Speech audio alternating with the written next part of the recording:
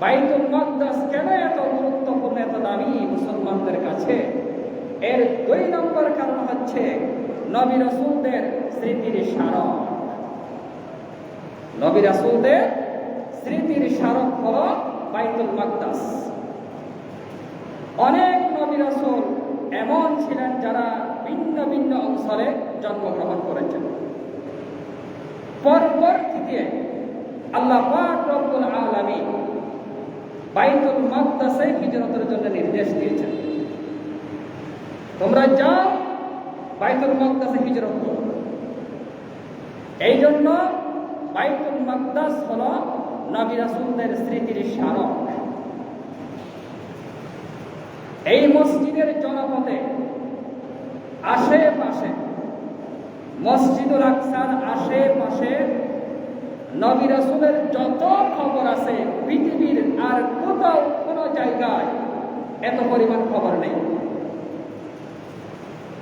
অধিকাংশ নবী রাসূলের খবর সমাধি হচ্ছে বাইতুল মাকদাসের আশেপাশে। এই জন্য বাইতুল মাকদাস, মসজিদুল আকসা মুসলমানদের কাছে বেশি দামি, মুসলমানদের কাছে বেশি গুরুত্ব।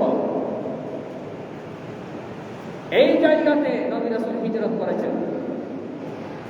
কোরআনুল কারীমের ভিতরে এসেছে হযরত ইব্রাহিম আলাইহিস সালাতু ওয়াস সালাম, হযরত লূত আলাইহিস সালাতু ওয়াস সালামের ব্যাপারে আল্লাহ রাব্বুল আলামিন বলেছেন, আল্লাতী বারাকনা ফিহা লিল আলামিন ওয়া নাজ্জায়নাহু ওয়া লূতান ইলাল আরদ। রব্বুল আলামিন জানিয়ে দিলেন, ওহে পৃথিবীর মানুষ শোনো, আমি হযরত ইব্রাহিম আলাইহিস সালাতু ওয়াস সালাম, হযরত লূত আলাইহিস সালাতু ওয়াস সালামকে উদ্ধার করে এমন এক ভূমিতে নিয়ে গেলাম, এমন এক জনপদে নিয়ে গেলাম যেখানে আমি সমগ্র বিশ্ববাসীর জন্য বরকত রেখেছি। বারাকনা ফিহা লিল আলামিন। সুতরাং নবী রাসূলের স্মৃতির স্থান হচ্ছে বাইতুল মাকদাস।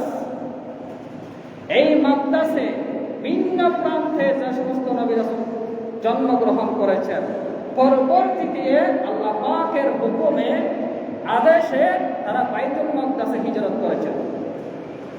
যেমন লূত আলাইহিস সালাতু ওয়াস সালাম, হযরত